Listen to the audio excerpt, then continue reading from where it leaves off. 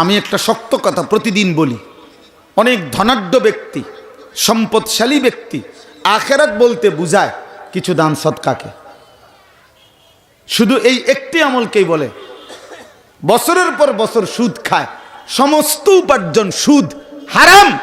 আর আমরা হুজুরারে পাইলে বলে হুজুর দোয়া করবেন, এলাকায় একটা এতিমখানা দিছি, 60 জন এতিম খায়। বাহ, বোঝেন না হিসাবটা? আখেরাত, আখেরাতের বুঝ করে দিছে। ওই যে 60 জন এতিম খায়, 60 জন এতিম যে খায়, অতএব ওনার বেহেস্তের বুঝ করে রাখছে ওই যে বাড়ি, ওই এতিমের কান্দে করে উনি বেহেস্তে যাবে। বুঝছেন নি হিসাব? আখেরাত মামুলি মনে করছেন? হ্যাঁ, হাসরের মাঠ, জান্নাত, এই 60 জন মিসকিনের এতিমের খানার দাম। হ্যাঁ,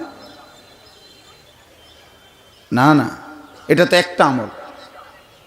দান সাদাকা এটা বাদ দেওয়ার কথা বলি নাই, এটা নেকি তো ঠিক আছে, কিন্তু 100 কোটি টাকাও যদি আপনি দান করেন, তা আজকের মাগরিবের নামাজ যার ছুটে গেছে, খোদার কসম বলেন বাবা, যুবক ভাই বলো ভাই, যে মাগরিবের সেজদা দেয় নাই, কিন্তু তার বিপরীতে সে যদি 100 কোটি টাকাও দান করে, তো এই সেজদার বিকল্প হবে তো?